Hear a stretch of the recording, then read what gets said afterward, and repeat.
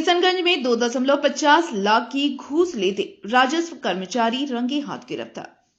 किशनगंज जिले में निगरानी विभाग ने मंगलवार को बड़ी कार्रवाई करते हुए राजस्व कर्मचारी राजदीप पासवान को 2,50,000 रुपए की घूस लेते रंगे हाथों गिरफ्तार किया।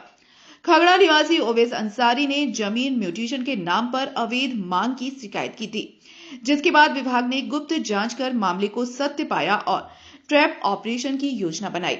निगरानी विभाग की 7 सदस्यीय टीम ने प्रखंड कार्यालय क्षेत्र में छापेमारी की और अभिषेक होटल के पास आरोपी को घूस की रकम लेते ही पकड़ लिया। गिरफ्तार होने के दौरान वह भागने की कोशिश भी कर रहा था, लेकिन टीम ने मौके पर ही उसे काबू कर लिया। अधिकारियों ने नगद राशि भी बरामद की। निगरानी विभाग के डीएसपी विनोद कुमार ने कहा कि भ्रष्टाचार के खिलाफ ऐसी कार्रवाई आगे भी जारी रहेगी। आरोपी को बुधवार को भागलपुर जिला न्यायालय में पेश किया गया। भागलपुर से श्यामानंद सिंह की रिपोर्ट।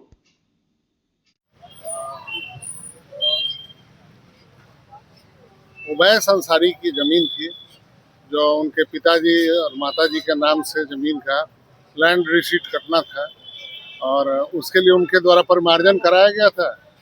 परिमार्जन के बाद वो सीओ साहब से मिले, 1 साल से दौड़ रहे थे, नहीं हो रहा था। सीओ साहब से मिले तो सीओ साहब ने कहा कि आप कर्मचारी हैं राजदीप पासवान, वो अगर करके भेज देता तो मेरे यहाँ नहीं रुके।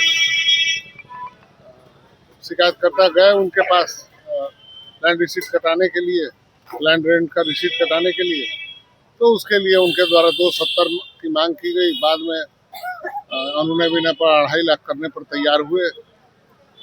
कल 2 दिसंबर को उनको द्वारा रिश्वत लेते उन्हें रंगे हाथ गिरफ्तार किया गया है। सर ये तो भाग रहे थे, कैसे पकड़े सर? वो पैसा ले करके और जैसे पॉलिथीन में ले करके रखे हुए थे, तब तक सत्यापनकर्ता का संकेत प्राप्त हुआ। संकेत मिलते निगरानी की टीम उनको घेरा में लेने का प्रयास किया।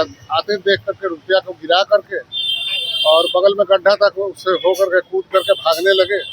उनको घेर करके पकड़ा गया और उसके बाद विधि सम्मत जो कार्रवाई है, जो तलाशी की कार्रवाई है और हाथ धुलाने की कार्रवाई है। जिसमें भागलपुर में उच्च न्यायालय खंडपीठ की मांग तेज, अधिवक्ताओं ने निकाली अधिकार यात्रा।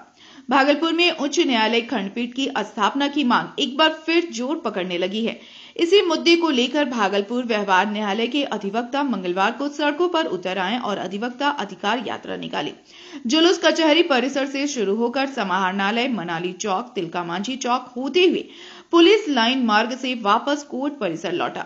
इस दौरान बड़ी संख्या में अधिवक्ता न्यायिक ढांचा मजबूत करने और खंडपीठ की स्थापना की मांग को लेकर नारेबाजी करते रहे। वरिष्ठ अधिवक्ता प्रेमनाथ ओझा ने कहा कि भागलपुर का न्यायिक इतिहास बेहद समृद्ध रहा है और कभी इसका अधिकार क्षेत्र दार्जिलिंग और बंगाल के कई हिस्सों तक फैला था। उन्होंने कहा कि क्षेत्रीय विभाजन और नई न्यायिक इकाइयां बनने से भागलपुर का केंद्रीय महत्व घट रहा है, इसलिए खंडपीठ की स्थापना आवश्यक है। अधिवक्ताओं ने चेतावनी दी कि मांग पूरी नहीं हुई तो आंदोलन और तेज किया जाएगा। भागलपुर से श्यामानंद सिंह की रिपोर्ट। बिहार का सबसे पुराना प्रमंडलीय कार्यालय है। इसकी सीमा को तोड़ मरोड़ कर कई विभागों में इसका विभाजन हो गया और यहाँ के लोग इस बात की मांग वर्षों से कर रहे हैं कि भागलपुर में उच्च न्यायालय का खंडपीठ स्थापित हो, लेकिन इसके ऊपर सरकार आज तक उदासीन रवैया अपनाए हुए है। हम लोगों का ये कहना है और हमारे अधिवक्ता समुदाय का ये कहना है कि हमारे यहाँ 6000 वकील हैं और यहाँ पर वैसे लोग योग्य लोग हैं जो कि ये चाहते हैं, जनता की तरफ से वो अपनी आवाज बुलंद करना चाहते हैं कि यहाँ पर अविलंब उच्च न्यायालय की खंडपीठ स्थापित हो, तभी यहाँ की समस्याओं का निदान हो सकेगा। मैं अभयकांत झा, वरीय अधिवक्ता, भागलपुर सिविल कोर्ट। पुलिस द्वारा अवैध वसूली के रुपए को बांटने के विवाद का वीडियो वायरल हुआ, निलंबित।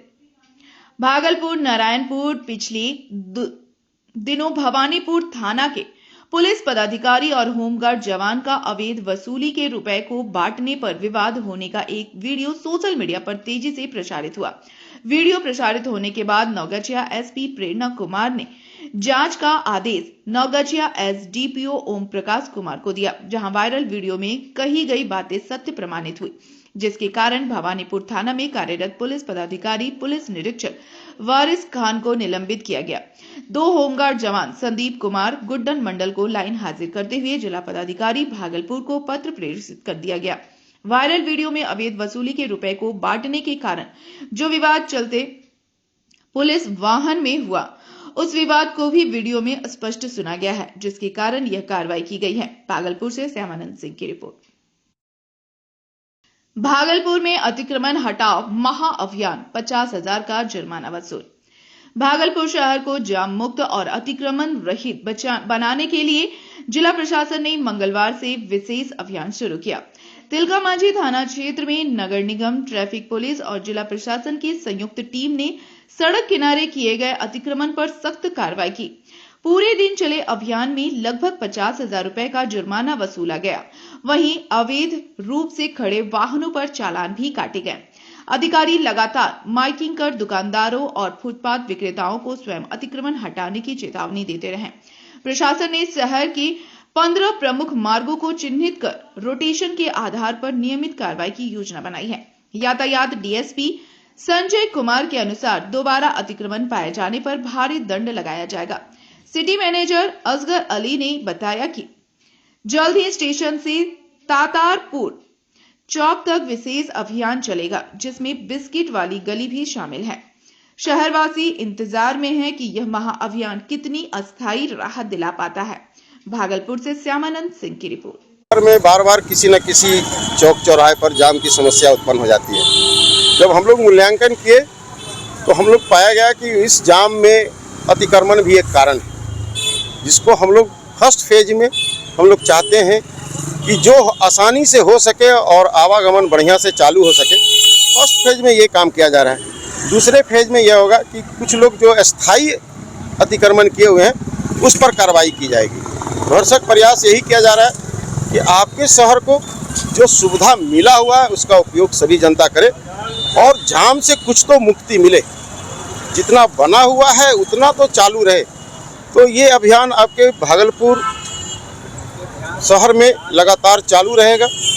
हाँ, हम मानते हैं कि कुछ के साथ मजबूरी है, लेकिन वो वही धीरे धीरे अपना जगह ढूंढेंगे ही और अपने जगह पर जाएंगे। लेकिन आप हटवा के जाते हैं सर, फिर पुनः लग जाता है आधा घंटा 1 घंटा में। हाँ, ये माना जाता है कि हम लोग अतिक्रमण मुक्त कराते हैं तो किसी भी चीज़ में ये देखा जाता है कि अगर हम 100 घर को या 100 जगह को खाली कराते हैं तो हो सकता है कि पहला बार में 40 व्यक्ति मान।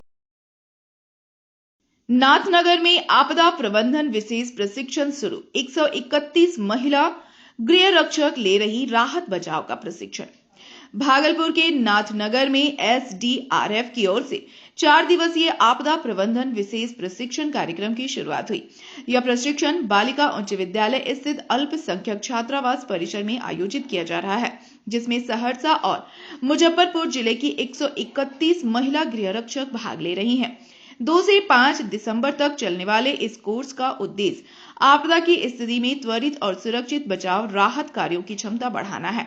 प्रतिभागियों को क्लासरूम और ग्राउंड दोनों स्तर पर बाढ़, भूकंप और आगलगी जैसी आपदाओं में अपनाई जाने वाली तकनीकों की जानकारी दी जा रही है।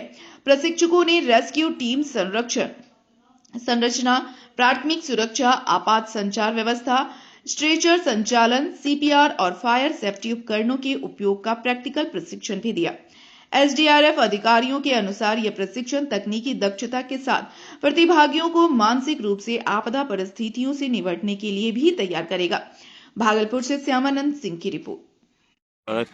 किस चीज़ के लिए ट्रेनिंग दिया जा रहा है? 5 दिवसीय ट्रेनिंग में क्या क्या ट्रेनिंग इन लोगों को दिया जाएगा सर? सर, मुख्य रूप से 5 दिनों में इनको आपदा से होने वाले जोखिम को न्यूनीकरण करने के लिए सारे प्रशिक्षण इनको दिए जाएंगे, जिसमें बाढ़, भूकंप, अगलगी, नौका दुर्घटना, प्राथमिक उपचार आदि शामिल है।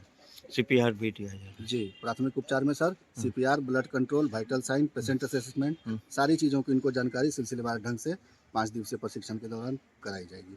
अपना परिचय सर? सर, मेरा नाम सिपाही 460 Navin Kumar Nirala. Thank you sir. Amarpur में कलयुगी पुत्र ने पिता को किया घायल, हाथ पैर तोड़ 3 दिनों तक कमरे में बंद रखा। अमरपुर थाना क्षेत्र के रामचंद्रपुर इटहरी गांव में मानवता को शर्मसार करने वाली घटना सामने आई है। यहां एक पुत्र ने अपनी पत्नी के साथ मिलकर अपने वृद्ध पिता कमलेश्वरी यादव के हाथ पैर तोड़ दिए और उन्हें 3 दिनों तक कमरे में बंद रखा। घटना की जानकारी मिलने पर बुधवार को वृद्ध की पुत्री और दामाद गांव पहुंचे। काफी प्रयास के बाद उन्होंने पिता को बंद कमरे से निकालकर अमरपुर रेफरल अस्पताल पहुंचाया। अस्पताल में एक्सरे रिपोर्ट देखकर डॉक्टर भी हैरान रह गए, क्योंकि वृद्ध के शरीर में करीब 20 जगहों पर हड्डियां टूटी मिली। प्राथमिक उपचार के बाद उन्हें बेहतर इलाज के लिए मायागंज भागलपुर रेफर कर दिया गया। पीड़ित ने बताया कि संपत्ति बंटवारे के बाद बड़े पुत्र शार्जन कुमार और उनके छोटी बेटी के साथ रहने के और काम में मदद करना पसंद नहीं था। इसी नाराजगी में बड़े पुत्र और पुत्रवधू ने उन पर हमला किया। मामले में थाना में आवेदन देने की प्रक्रिया जारी है। बेटा और पुतौ दोनों छोटका बेटा के घर घुसा। हम बालक मेरे गोद में था 1.5 साल का, तो वो गाली गलौज पहले अपने घर से करते आया और मेरे छोटा बेटा के घर घुस गया। क्या नाम है बेटा पुतौ का? बेटा का नाम साजन यादव, पुतौ का नाम पुजेरी यादव, पूजा यादव।